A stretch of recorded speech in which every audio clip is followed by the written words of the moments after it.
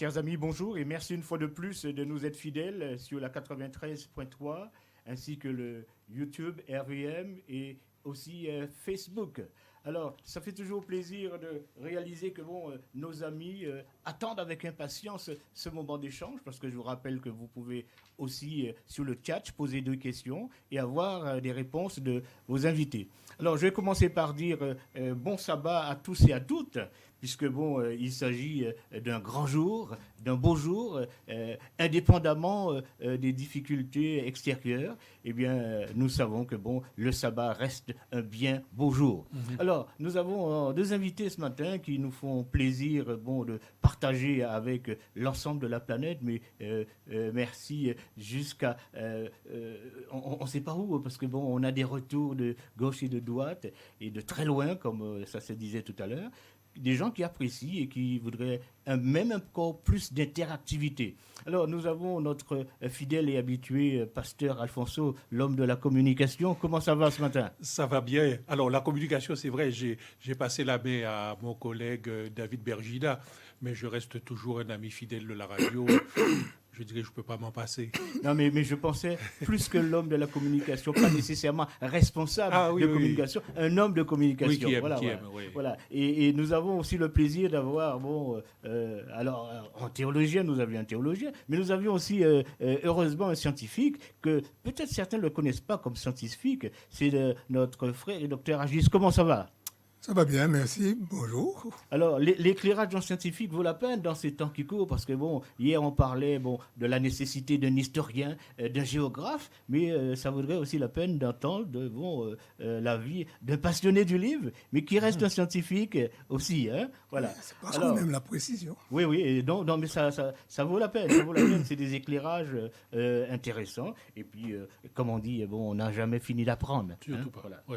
Alors, je rappelle donc à ceux qui peut-être nous ont pas écoutés hier soir que nous sommes en train d'étudier, et pendant la semaine déjà, tout ce qui concerne le chapitre 11 du livre de Daniel. Alors, il a été repéré et reconnu comme étant le chapitre le plus difficile. Et hier, on se posait la question, est-ce qu'il ne fallait pas une maîtrise peut-être? Est-ce qu'il ne fallait pas être spécialiste? Est-ce qu'il ne fallait pas connaître l'hébreu? Je ne sais pas quoi encore pour appréhender et bien comprendre ce texte.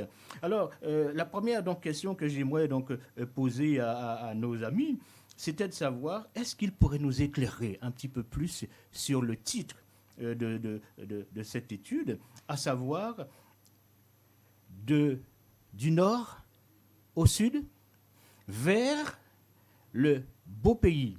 Ça, c'est le titre proposé. Mais il y a un autre auteur bien connu qui dit Nord et Sud réconciliés. Qu'est-ce que vous pourriez nous en dire là-dessus et comment on pourrait s'en sortir avec ces 2 titres qui semblent contradictoires? Alors, Nord-Sud, et il y a une terre ou un pays à conquérir qui se trouve au centre. Rappelons-nous que le danger au niveau de la Palestine, en tout cas du peuple de Dieu, le danger venait souvent du nord. Soit la Syrie, donc L-A-S-Y-R-I-E, ça pouvait être la Syrie, donc L''A'-A'-S, etc., ou Babylone, qui était obligé de passer par le nord et descendre ensuite vers le beau pays, donc la Palestine. Et aussi, le danger pouvait venir du sud. En tout cas, le peuple de Dieu a souffert avec l'un des pays du sud, c'est-à-dire l'Égypte. Donc, on va mettre l'accent, le focus sur ces deux, on va dire, sur ces 2 groupes, ces 2 zones qui vont essayer de prendre le pays en sandwich. Le plus beau des pays est en sandwich parce qu'on a le nord, le grand danger, le sud, le grand danger, et au centre, on fait quoi? Et nous allons tenter de répondre à cette question. Donc le titre est intéressant. Alors par rapport aussi nord et sud réconciliés, on peut dire oui, puisqu'il y a eu beaucoup le chapitre 11 nous dit tantôt le sud attaque le nord, tantôt le nord attaque le sud, et finalement c'est la concorde, c'est la paix. Il y a des mariages, il y a des arrangements. Voilà, donc on va se dire, ils sont réconciliés. On verra aussi dans notre moment d'échange si c'était véritablement une réconciliation ou si c'était autre chose. Mais c'est vrai, on a fini la guerre, on a enterré la hache de guerre, et apparemment on semble copain-copain. Alors, qu'est-ce que veut ajouter notre invité, notre autre invité? En fait, moi, je n'ai pas, en étudiant ce chapitre, je ne l'ai pas considéré sur un aspect géographique. J'aurais plutôt donné un titre, le panorama de l'avenir dévoilé en langage clair. Alors, est-ce que tu veux reprendre ça? C'est une belle image aussi. Le panorama de l'avenir dévoilé en langage clair. C'est le seul chapitre de Daniel où il n'y a pas de symbole. Ça, c'est vrai. Il n'y a pas d'image. L'ange parle à Daniel en clair. Et on verra que ça a une importance capitale. Oui, ça, c'est, Voilà. ça facilite les choses. Oui, oui, oui. Bon, c'est vrai un langage clair, mais en même temps, il nous faut arriver à décoder tout de même. Oui, hein. oui. Il nous faut arriver à décoder. Et justement, c'est la question d'entrée qu'on pourrait se poser en plus. Est-ce que vous pourriez donner, soit sur le plan théologique, sur le plan scientifique, quelques conseils pratiques ou d'ordre méthodologique pour que nos lecteurs, les lecteurs qui vont lire ce livre de Daniel et précisément le chapitre 11, puissent bien comprendre et ne pas passer à côté de l'essentiel? Alors, dans une méthodologie, il est toujours intéressant de lire d'abord le texte et de le lire à plusieurs reprises afin de s'en imprégner. Ce que je constate, c'est que très souvent, les gens lisent et dès les premiers mots, « Ah, je ne comprends rien ». Non. Quand on lit, au début, on ne cherche pas à comprendre. On lit tout simplement. On va lire une fois, je me souviens d'un professeur qui nous disait qu'il lisait un passage s'il voulait préparer une étude, un sermon, une exégèse. Il lisait le passage 10 fois. Rien que ça. 10 fois, il lisait, sans chercher à comprendre quoi que ce soit. Il lit. Et la 10e fois, il y a des choses qui commencent à apparaître. Le cerveau fonctionnel. Le cerveau, oui, tout à fait, parce qu'on a engrangé un certain nombre d'informations et le cerveau commence à faire des classements, à faire des correspondances, etc. Donc ça, c'est très intéressant. Donc si je lis les premiers mots, je ne comprends rien, je ferme la Bible ou j'appelle tout de suite quelqu'un, explique-moi. Non, prenons le temps de lire, un petit peu comme dans Apocalypse chapitre 1, heureux celui qui lit. Prenons le temps de lire. Alors, ce serait plutôt la lecture silencieuse ou aussi la lecture à haute voix? On peut faire à haute voix. Alors, moi, ça m'arrive de faire à haute voix et de marcher dans mon bureau. J'essaie d'entrer, d'être un spectateur de la scène. Je ne suis pas acteur. Je ne cherche pas à comprendre. Je suis spectateur. Je regarde et je marche. Quelquefois, il m'arrive d'agrandir le texte. Donc, je l'ai dans ma Bible, mais je peux faire un agrandissement et à ce moment-là, je prends des couleurs et je dis, tiens, ça semble aller ensemble. Et les verbes. Voilà, les verbes d'action. Qui reviennent. Voilà. Les mots qui reviennent. Tout à fait. Et pour l'heure, je n'ai encore rien cherché à comprendre véritablement. Je regarde ce qui va ensemble, s'il y a une progression, s'il y a une régression. Voilà. Donc, c'est ce qu'on appelle la phase d'observation. Mais oui, il faut que j'observe le texte. Alors, que nous dit le scientifique? Alors, c'est intéressant de savoir ça. Est-ce que c'est la bonne approche d'entrée? Ou alors, eux, en sciences, ils ont une autre approche en sciences humaines? C'est-à-dire qu'on se pose des questions et on cherche à savoir ce que les autres ont trouvé avant nous. Alors, j'aime bien la formule. On se pose des questions et on s'interroge sur ce que les autres ont trouvé avant nous. Oui, on n'invente pas la Lune. Nous avons des écrits. Moi, personnellement, quand j'ouvre ma Bible, je m'entoure, je suis dans ma bibliothèque, j'ai mes livres. Il y a énormément de commentaires. Dieu ne nous a pas laissés dans l'ignorance. L'esprit de prophétie a beaucoup d'informations. Et d'ailleurs, il est conseillé de lire Daniel avec l'Apocalypse. Daniel, c'est une prophétie. Apocalypse, c'est une révélation. Et là aussi, les choses sont en clair. Donc, il y a la différence entre une prophétie et une révélation. Alors que certains pensent que la prophétie, c'est déjà une révélation. C'est-à-dire que la prophétie, elle a des codes. Il faut savoir les décoder, décoder pour faire la suite. Alors que là, et d'ailleurs, Pasteur Alphonse vient de parler d'Apocalypse 1er, où il dit que c'est une révélation. Et l'ange parle et dit... Donc c'est plus facile de saisir, de comprendre une révélation qu'une prophétie, peut-être, c'est ça? C'est ça, je pense.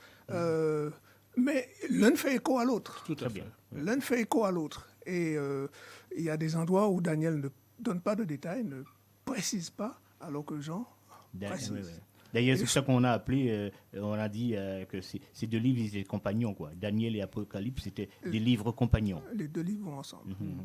Oui, dans le prolongement, on disait l'observation. Je crois qu'un scientifique prend aussi le temps d'observer. C'est vrai, on s'intéresse à ce que les autres ont dit.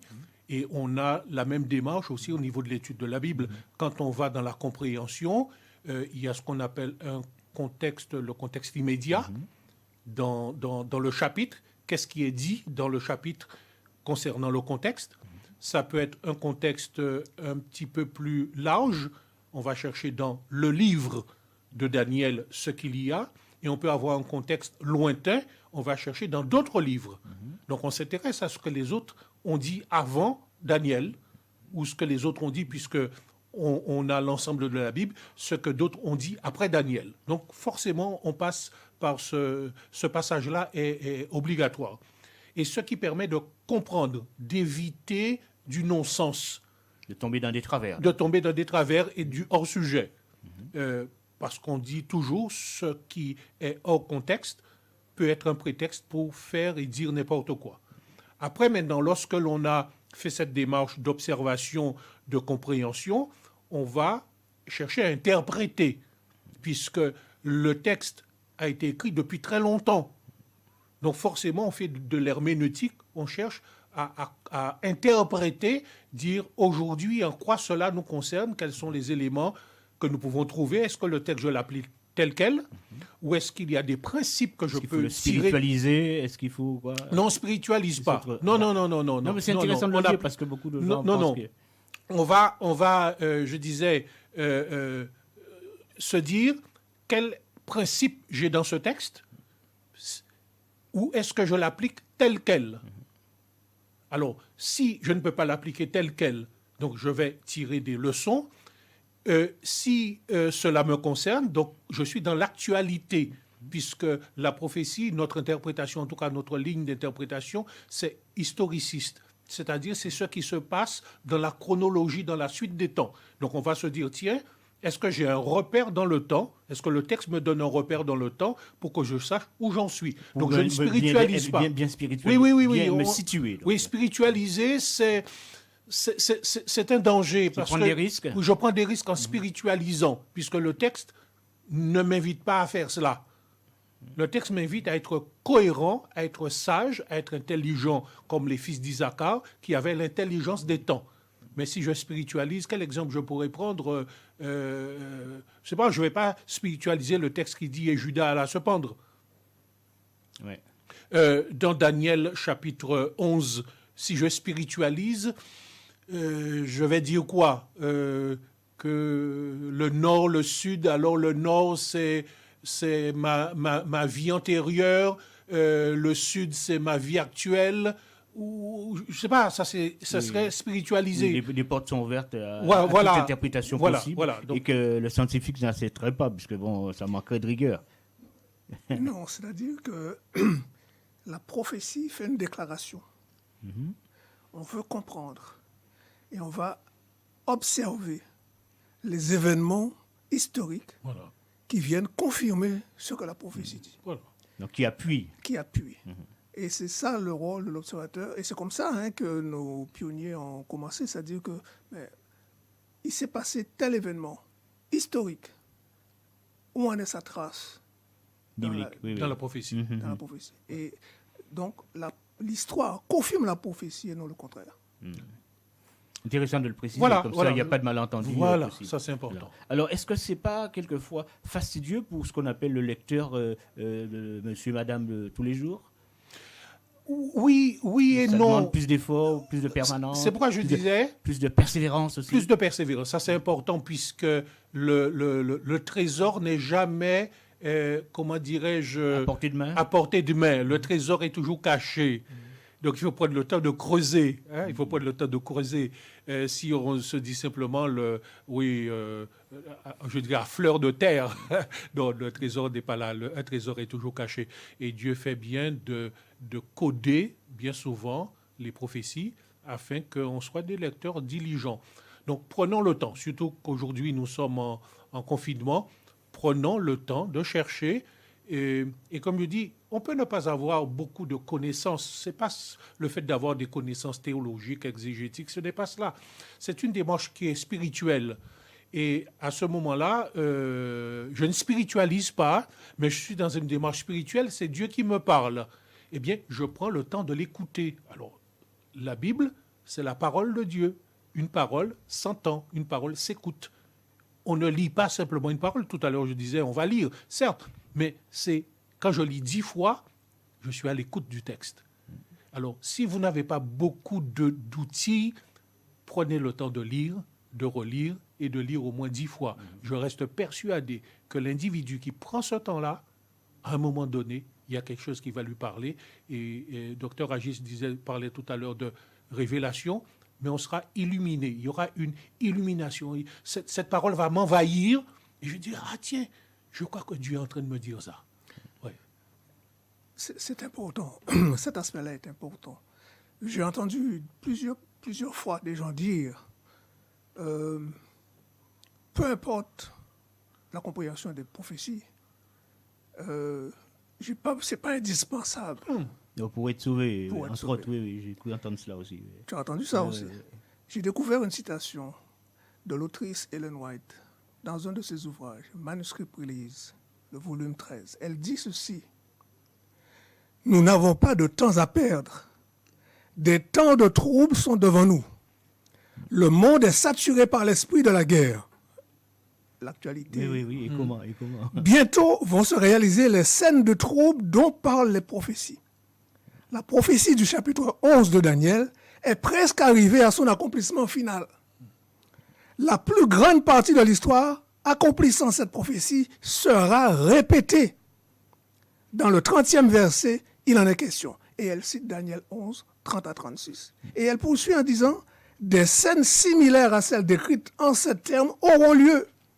Il est évident que Satan obtient rapidement le contrôle des esprits humains ne craignant pas Dieu, que tous lisent et comprennent les prophéties de ce livre, car nous entrons dans l'époque de détresse dont il est question dans ce livre, Daniel 12, 1 à 4 est cité. » Alors, est-ce que tu veux juste rappeler la référence? Parce que bon, on va nous appeler pour nous demander...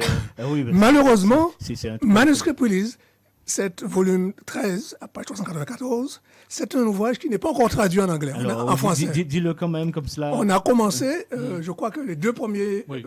de la collection est publié, mais le reste a sorti. Moi, quand j'ai vu ça, j'ai découvert ce texte, je me suis dit vraiment, qu'est-ce que ces versets-là ont à nous apprendre pour qu'elles mettent autant d'emphase. Et c'était la méditation de cette semaine. Oui, tout à fait. De toute façon, Jean le dit dans l'Apocalypse.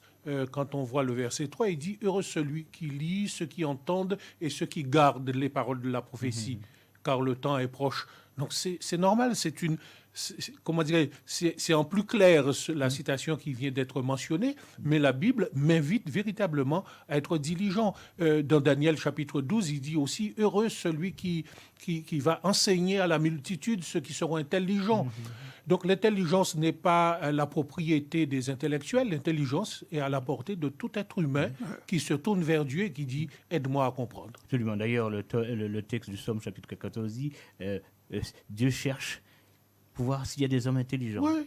Et précise qui cherche Dieu. Qui cherche Dieu. Voilà. On n'a pas pensé à ça. Voilà. Sages. Oui, effectivement. Voilà. Bon. Donc c'est à la portée de tout un chacun. Ne fermons pas la porte. C'est comme l'étudiant qui dit ou le lycéen qui dit « Ah, j'aime pas les maths, j'aime pas les maths ». Ben, s'il répète ça tout le temps, « J'aime pas les maths », son cerveau va enregistrer « J'aime pas les maths ». Et il n'aimera plus jamais les maths. Il n'aimera plus jamais les maths. Donc laissons notre esprit ouvert à l'influence de Dieu.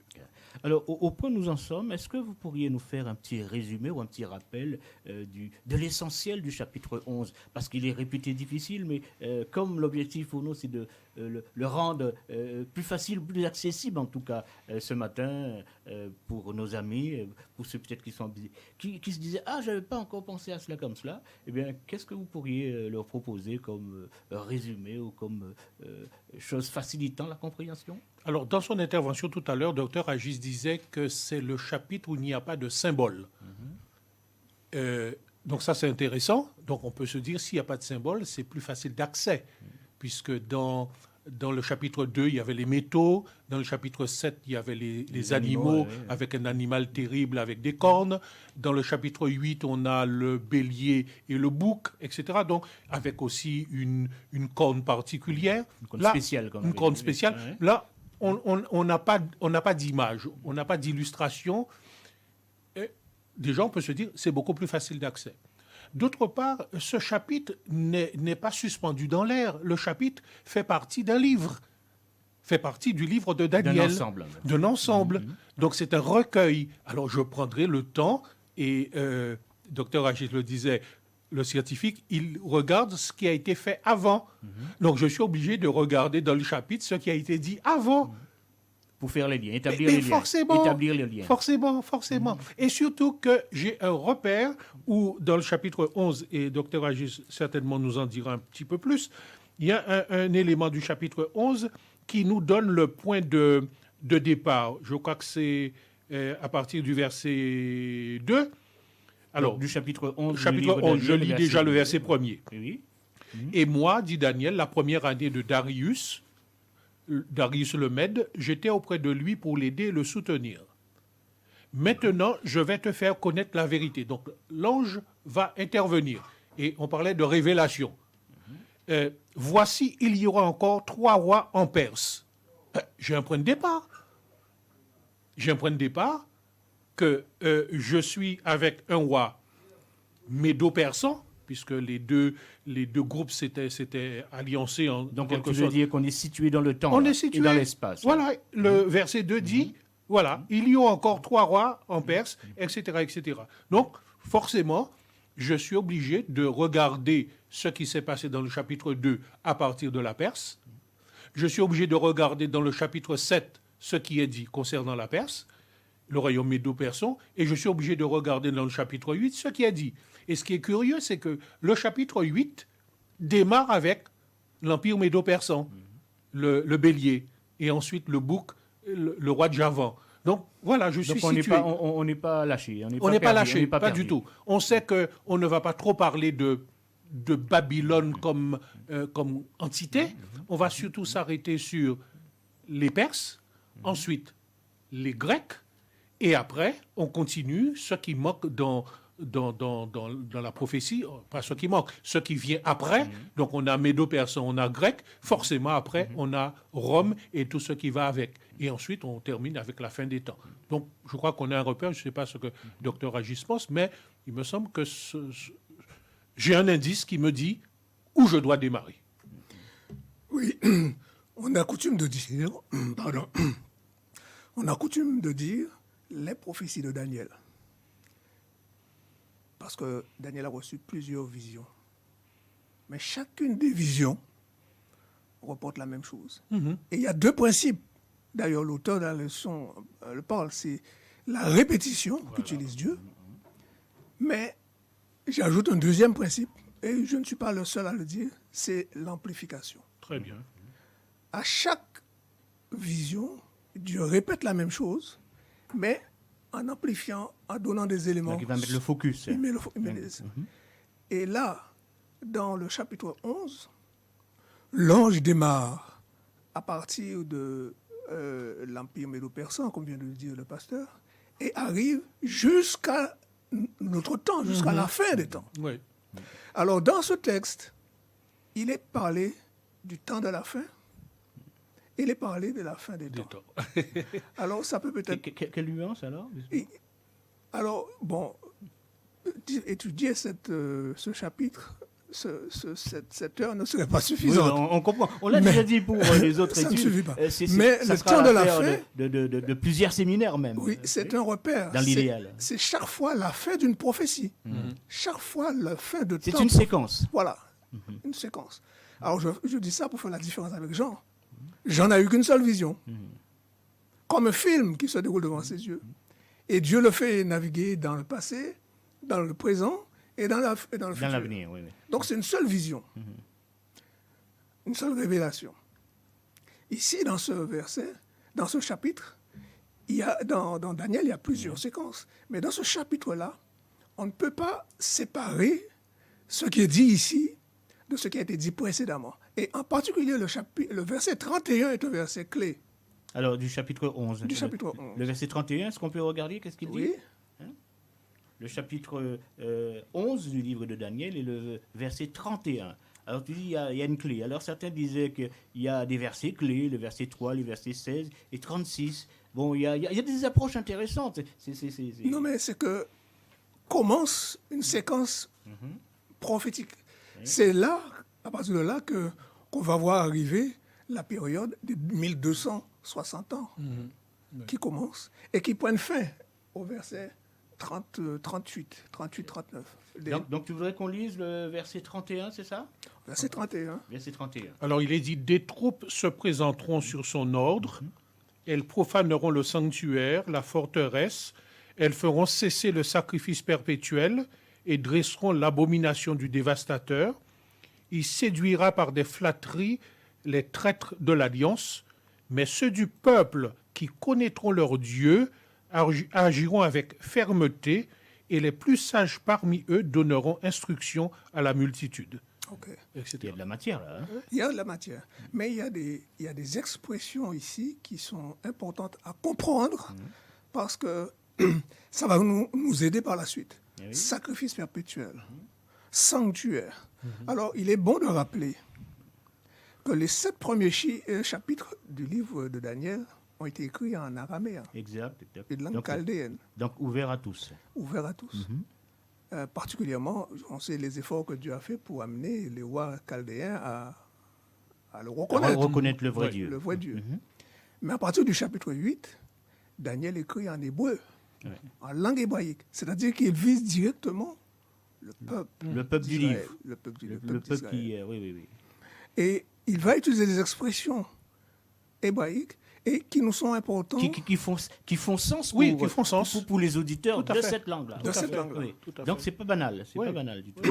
Et lorsqu'il parle au verset 31 de sacrifice perpétuel, j'attire l'attention que dans le livre de Daniel, cette expression sacrifice perpétuel ne se retrouve que 4 fois dans la Bible. Verset Alors, 11, tu veux reprendre parce que l'expression c'est intéressant. sacrifice perpétuel, Daniel l'utilise que 4 fois. Chapitre 8, verset 11, elle se leva jusqu'au chef de l'armée, le sacrifice perpétuel lui fut retiré et le lieu de son sanctuaire fut renversé. Alors, quand on sait que chez les Juifs, le chiffre 4, ça a toujours du sens, ça fait penser aux 4 points cardinaux. Il n'y a rien de laissé au hasard, du coup. La deuxième fois, c'est dans Daniel 11, verset 31. C'est ce que vient de lire le pasteur. La troisième fois, c'est dans Daniel 12, verset 11. Et Daniel, alors j'ai dit Daniel 8, verset 11. Daniel 8, verset Verset 11. 13. Verset 13, oui. Daniel 11, verset 31. Daniel 11, Et verset 31. Daniel 12, verset 11. 12, verset 1. 4 fois. 4 fois. Et moi, j'ai une Bible. Donc, on parle de sacrifice perpétuel, c'est ça? Voilà. Ok. Moi, j'ai une Bible. Ce n'est pas une Bible de grand luxe, de grand théologien, mais... Une Bible de scientifique, c'est ça? On va poser la question. Non, mais dans ma Bible, Oui. le mot sacrifice est entre parenthèses. Oui, c'est le Donc, ça veut dire- perpétuel. Oui. Le sacrifice est entre parenthèses. Et quand je me cherchais à savoir pourquoi, comme je dis tout à l'heure, je cherche à trouver des outils. Mais oui. Je lis dans le même livre de l'autrice Ellen White, Premiers écrits, à la page 74, elle dit que sacrifice a été rajouté par les mains d'hommes. Ça n'existe pas dans le texte hébreu à l'origine. Perpétuel. C'est perpétuel. Ouais. Alors, ça a une importance. Et il faut comprendre. C'est vrai, peut-être pour nos auditeurs, on avait dans le cadre du sanctuaire terrestre les sacrifices qui étaient offerts tous les jours. Et une fois par an, il y avait quelque chose de spécifique. Le Yom Kippour. Et ces sacrifices étaient renouvelés en Répétés. permanence, répétés en permanence. Et après, on va arriver avec le souverain sacrificateur par excellence. Mais tu vois, tu associes perpétuel et sacrifice. Oh, il Oui. te dit, mais réfléchis à Oui, perpétuel dans le sens- sans sacrifice. Oui, dans le sens où c'était quelque chose qui était répété et ils avaient, mais Réitéré. réitéré. Voilà, c'était tous les jours. Mais cependant, là, on va arriver dans une autre phase. Mais les pionniers n'ont jamais Voilà. interprété perpétuel comme ça. Voilà, on va arriver dans une autre phase avec Jésus. Ce qu'on Oui, va non, dire. mais Oui. ils disent Alors, pour bien comprendre, regardez bien au verset 11 du chapitre 8, il dit « Le sacrifice perpétuel lui fut retiré ». Au verset 31, Alors, retiré à qui? non, je lis le texte comme c'est. D'accord. Il est retiré. Au verset 11, 31, il dit « Ils aboliront le sacrifice perpétuel ». Et au chapitre 12, il dit « Interrompu ». Le sacrifice perpétuel sera interrompu. Alors, moi, Donc, il y a un message peut-être? Il y a un message. Sachant que le livre a été écrit en hébreu, il y a 2 termes hébreux pour traduire retirer. C'est le mot rum, R-U-M, et le mot sur, S-U-R, retirer. Et quand je regarde qu'est-ce que Daniel a utilisé, au chapitre 8, verset 11, il dit rum.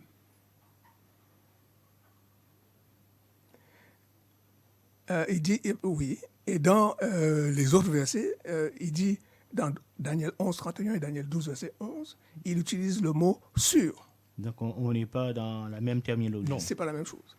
Alors ça, notre théologien, il va se faire plaisir, là. Hein? Et quand on regarde la signification du mot hébreu, moi je ne dis pas, mais je cherche. Rum veut dire élevé, exalté. Et quand il est question de Nebuchadnezzar, au chapitre 2, il dit que son cœur s'est élevé. S'est élevé. Ouais. Il utilise le mot rum. Belshazzar utilise le mot rum. Mais quand il est question dans l'Ancien Testament, quand le sauveur sacrificateur vient, prend l'offrande et l'élève devant l'Éternel, il utilise le mot sur, exalté. Donc on est dans une autre dimension là. Alors lorsque l'on dit parfois que la papauté a cherché à usurper là. Il faut bien comprendre, parce que lorsque Daniel utilise maintenant pour traduire sanctuaire dans le chapitre 8, il utilise 2 mots. Il utilise le mot Godesh pour le sanctuaire céleste. Dans Daniel 8, verset 14, 2300 soirées, le sanctuaire céleste utilise le mot Kodesh. Et dans le verset 11 du 8, quand il dit que le sanctuaire a été renversé, il utilise le mot Mikdash. Et Mikdash peut vouloir dire sanctuaire céleste, divin, ou sanctuaire païen. Mais on comprend que Daniel était un érudit. Et s'il utilise 2 mots différents, c'est que cela a une signification. C'est qu'il y a 2 leçons différentes. Et dans Daniel 11, verset 31, qui dit que le sanctuaire a été renversé, il utilise le mot Mikdash. Il n'utilise pas le mot Godesh. Et qui renvoie, Mikdash renvoie à... Au sanctuaire païen. Alors pourquoi on parle de la Rome païenne? Parce qu'il est question de Rome. Pourquoi on parle de Rome païenne? Parce que, et on est d'accord que Babylone c'était un royaume païen. Oui, il n'y a pas de... Les Mèdes et Perses c'était des royaumes païens. La Grèce c'était un royaume païen. Oui. Mais pour Rome, on dit la Rome païenne. Simplement parce que Rome a porté le paganisme à son maximum. C'était le syncrétisme du paganisme. Et chaque fois... Le summum. Chaque fois que Rome remportait une victoire sur un territoire, et qu'il trouvait que dans cette nation-là, on pratiquait, on adorait une divinité qu'il n'avait pas, il prenait le prêtre et tous ces articles et l'amenait dans le temple Panthéon. Le Panthéon. Et c'est là que le Panthéon, c'était vraiment le temple païen. Et selon on dit au verset 31 que ce temple fut renversé. Oui. La forteresse Rome fut renversée. Et à quelle année ça se passe? N'oublions pas que Rome est sous les coups des Vandales, des Ostrogoths, les Hérules ayant déjà été éliminés précédemment. Donc, ce sont ces 2 tribus barbares qui sont en train de piller Rome. Au verset 30, nous voyons que Constantin lui-même est déjà parti. Rome est tombé, il n'a pas pu, d'ailleurs on le dit, au verset 30, quand on regarde, il au bout chemin, penaud, il s'en va, parce qu'il ne peut pas résister. Et il va transférer la capitale de l'Empire romain à Constantinople, l'Empire romain d'Orient. D'accord? Donc, là, les troupes dont il est question. Et c'est là qu'il faut bien comprendre. Les troupes qui sont là, ce sont les 7 autres rois, barbares francs, alamans, etc. Les 7 autres tribus barbares qui vont donner toute la puissance de leur royaume au service du pape. N'oublions pas qu'au verset 30, il dit contre l'Alliance Sainte, Justinien vient de proclamer en 1633 l'évêque de Rome comme étant au-dessus de toutes les églises, le chef des églises chrétiennes d'alors. Et Clovis, en 496, ayant adopté la foi catholique et a été baptisé, ça a été le début d'une coalition État et Église pour gouverner le monde. Madame a dit que ce qui s'est passé là va se reproduire. Va se reproduire à la fin de temps. Et c'est pour cela qu'on devrait être... Oui, sans filigrane déjà dans Apocalypse chapitre 13. Sans filigrane. Exactement. Sans filigrane dans Oui, ça veut dire qu'on peut pas... Les scientifiques sont d'accord avec Oui, les théologiens. C'est bien. Oui, tout à fait. C'est de l'enrichissement pour nous, ça. Tout à fait. Puisqu'on a vu à travers tout cela ce qui s'est passé avec la corne quand elle est arrivée, qui a abaissé 3 rois. Donc ça rejoint tout à fait ce que Dr Agis dit, et jusqu'à ce que l'Église prenne le pouvoir, et un pouvoir qui va durer pendant 1260 années. C'est le reste de la prophétie des 2300 soirées matin. On s'était arrêté à l'an 34, mais il y a des choses qui se passent après, jusque vers... les années 500, 530, 538. Donc on rappelle l'événement voilà. de 34, c'était quoi déjà 34, c'est la lapidation d'Étienne et voilà, c'est la fin des 70 semaines. Et on va rentrer dans une autre phase qu'on pourrait appeler la fin des temps. On rentre dans une autre phase jusqu'à ce que nous arrivions à 1798. Et la semaine prochaine, on verra le prolongement qu'il y aura, puisque heureux celui qui attendra un petit peu plus de temps. Donc, ce sont des choses que nous allons développer. Donc, c'est très intéressant de voir que, à travers les siècles, tous ces mouvements qu'il y aura entre le nord et le sud et le nord, jusqu'à ce que le nord prenne le dessus et impose véritablement sa stratégie et son projet. Je pense que le temps arrive sur ce Non, c'est vrai. Moi, j'aimerais juste rebondir. Garde ta pensée sur une précision que peut-être les auditeurs souhaiteraient avoir. C'est la différence entre la fin des temps et les temps de la fin. Est-ce qu'il y a quelque chose d'intéressant à retenir là? Alors, d'ailleurs, Daniel même le dit, hein, au verset 40, il dit « au temps de la fin ». Donc, au verset 40 du chapitre 11, Daniel, hein? Il dit « au temps de la fin, le roi du Sud se heurtera contre lui ». Il y a beaucoup de choses à dire là. Mais le temps de la fin, là, c'est la fin de la prophétie des 1260 ans. C'est 1798.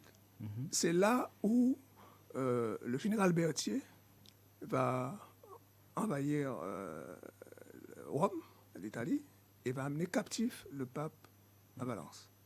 Donc, et ça, c'était comme un coup de semonce, parce que tous ceux qui lisaient les prophéties, qui étudiaient, qui ne comprenaient peut-être pas, mais qui disaient, mais ça c'est un événement majeur, parce que le pape qui régnait sur le trône du monde était arrêté. Et c'était comme un séisme. Et comment Et c'est un séisme. Et c'est la première séquence. Maintenant, après ce temps de la fin, elle dit qu'il va avoir une série d'interventions. Et ces 5 derniers versets du chapitre 11 nous concernent particulièrement aujourd'hui.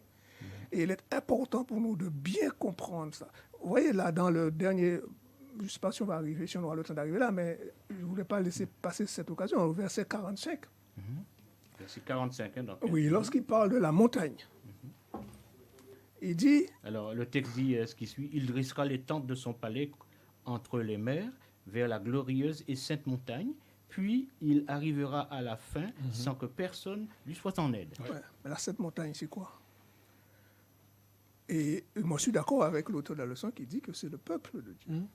En lien avec le chapitre 8, où il est parlé du plus beau des pays, Daniel va reprendre un petit peu cette idée, mais on va avoir on va dire le lieu de la rencontre. Mais oui, mais en lien surtout avec le chapitre 2. Ouais.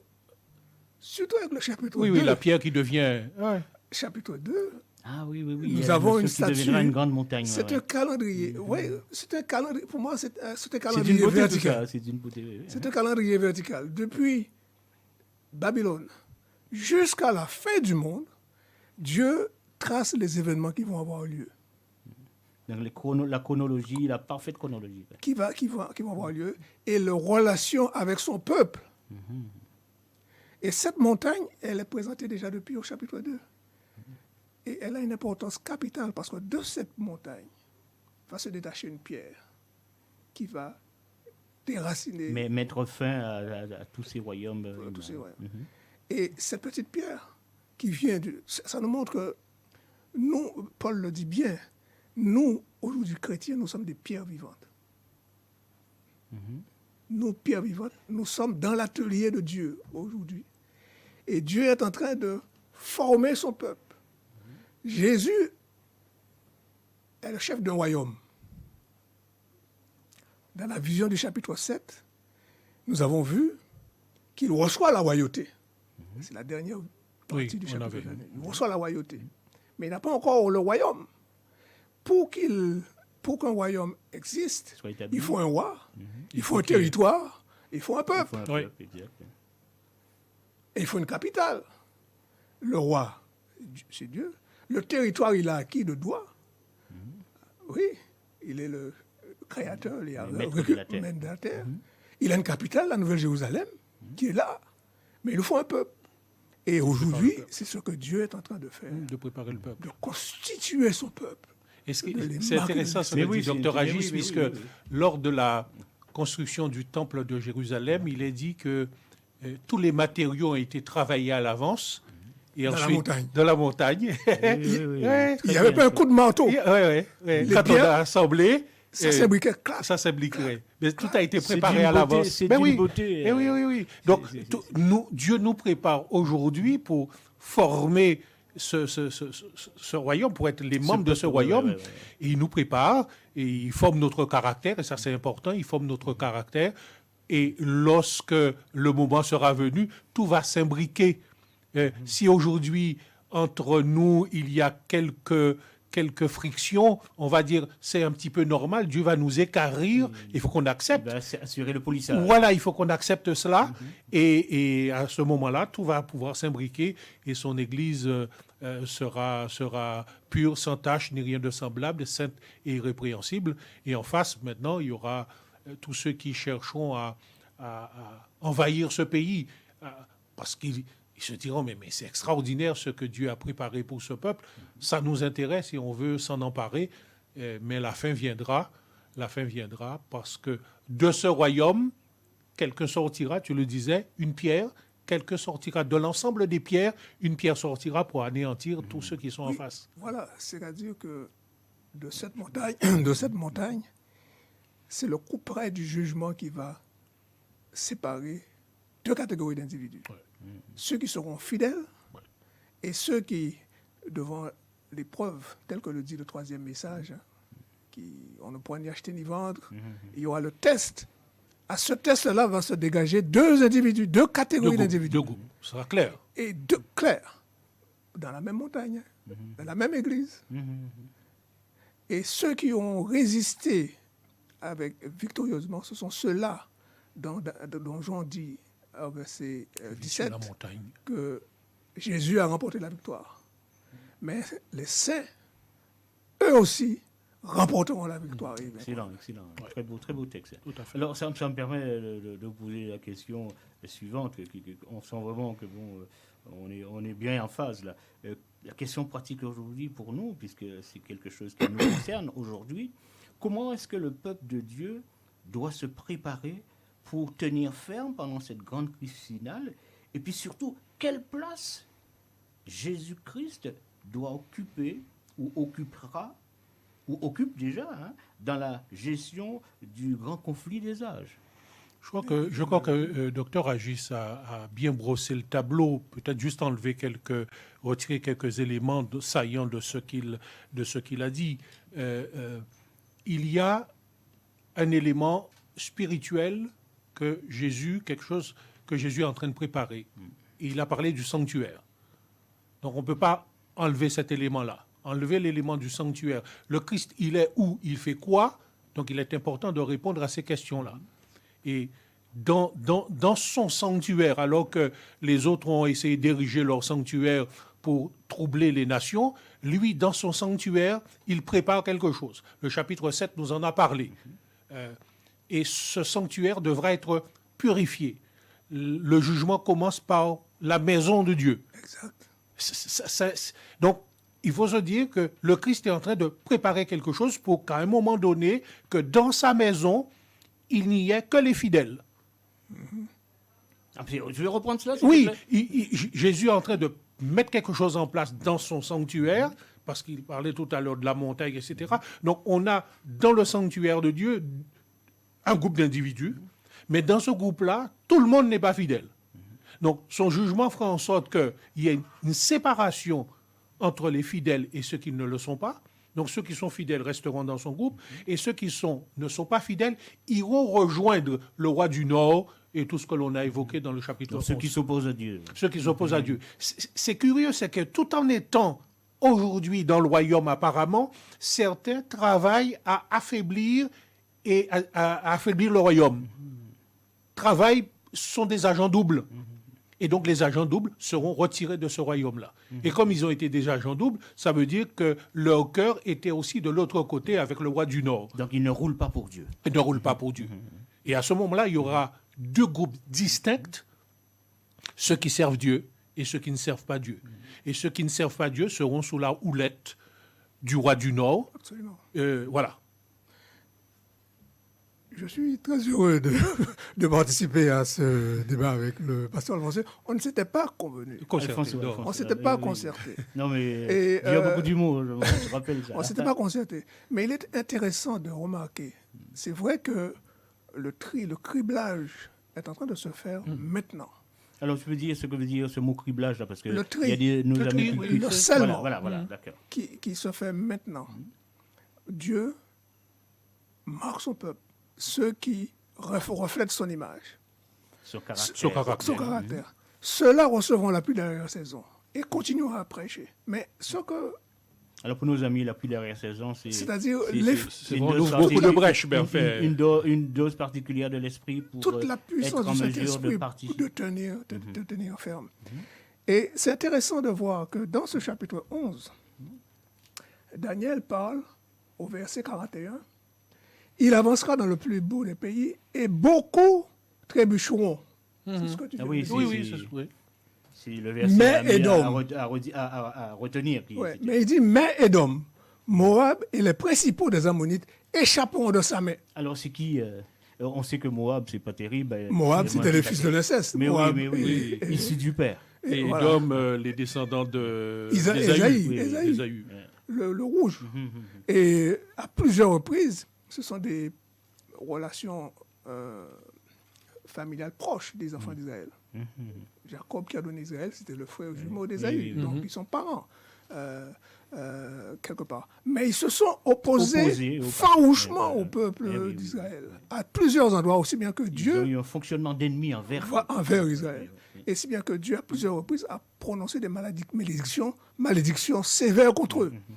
Bon, on n'a pas le temps d'aller chercher les versets, Non, on a compris peut l'idée, le dire. c'est ce que- Mais n'empêche que ceux-là qui étaient des méchants, des mauvais, échappent à la main du roi du Nord et bénéficient de la promesse C'est incroyable, ça. de Dieu. C'est Ésaïe. Hein? Oui. C'est- On c'est- a l'exemple de Ruth. Hein. Voilà. On est dans le Hesed de Dieu, Oui, la oui. fameuse grâce qui Oui, dépasse. quoi. On a Ruth, un exemple flagrant. hein. Donc le criblage aussi va se faire Ah, dans le monde. ouais. Et Dieu va appeler ses enfants. Donc Donc seront aujourd'hui, distingués ceux qui veulent appartenir à Dieu et ceux qui voudront garder la distance. voilà, aujourd'hui, même si, et c'est là, c'est mon propos pour moi-même et pour nos auditeurs qui nous écoutent ou qui nous regardent, même si des gens semblent être hostiles à nos propos, à notre message, il faut prêcher la vérité du sabbat. Il faut prêcher le message du salut. Parce que lorsque les signes avant encore de la prophétie vont se manifester, les gens vont dire, ah, Nous avions entendu parler. Nous avions entendu parler. Ils vont se Ils positionner. avaient raison. Ouais, ouais. Et ils vont prendre position. Ouais. Donc ils auront des éléments pour se positionner. Mais oui, mais c'est Intéressant. maintenant que ça se passe. Mais oui, oui, oui. C'est maintenant que ça C'est se passe. Ouais. Donc c'est pas le moment de fermer la bouche. Voilà. Donc ça, c'est Bien au intéressant contraire, ouais. de voir que dans le peuple de Dieu, il y aura un tri, et en dehors de ce qu'on pourrait appeler, en dehors du peuple, de ceux qui ne sont pas dans le peuple, eh bien, il y aura aussi un tri. Et c'est extraordinaire de voir qu'il y aura une espèce de va-et-vient. Ceux qui étaient dans le peuple passent dans le camp opposé, et ceux qui étaient dans le hors camp du peuple. hors du peuple arrivent dans le peuple. Magnifique. Mais ça fait penser, c'est la parole de Jésus, qu'il a encore des brebis Brebis qui ne sont pas encore de cette bergerie. Oui. Et que bon, il viendra Il le faut qu'elles moment où- entendent la voix. Ouais, mais- et la parabole des ouvriers de la dernière heure, Oui, tous qui ces précéderont. Ouais. Donc pensons à cela. Ne fermons pas la porte aux gens, mais soyons diligents en présentant toutes les vérités qui sont importantes. Et Dr Agis a souligné l'une de ces vérités qui est la vérité du sabbat, qui sera aussi un test particulier à la fin des temps, ou à la fin des temps, pas tant de la fin, mais la fin des temps.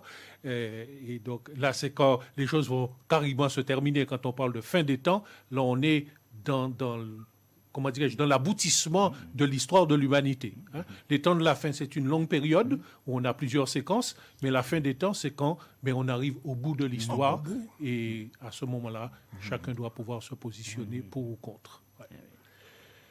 Alors, il faut être bien préparé, hein, manifestement, pour passer ce cap-là. Oui, mais on a quelqu'un qui nous prépare, qui nous coach. C'est ce que j'allais dire. C'est pas- La il y a question pas était d'inquiétude. qu'est-ce qu'il faut faire pour se préparer.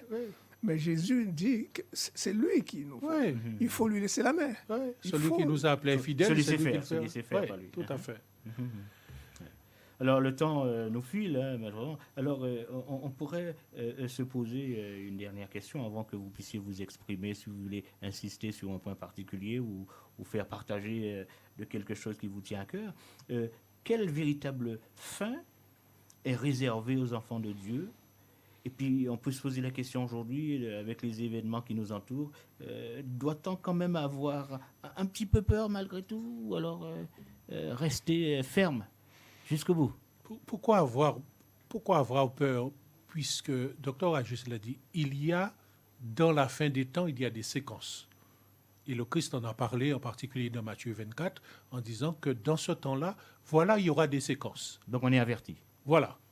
Donc, étant averti, c'est sûr que l'on peut être touché, affecté, mais on reste paisible parce qu'on sait qu'il y a quelqu'un qui dirige les choses, qui en met l'histoire de l'humanité. Il y a un manager derrière. Il y a un manager derrière. Donc, je crois que, voilà. Donc, Maître du jeu. oui.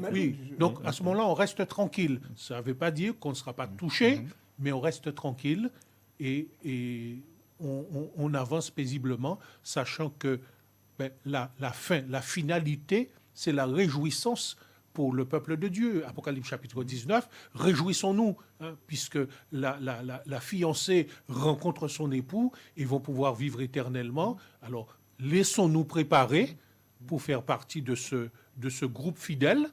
Et étant dans ce groupe fidèle, il n'y a aucune crainte à avoir. Oui.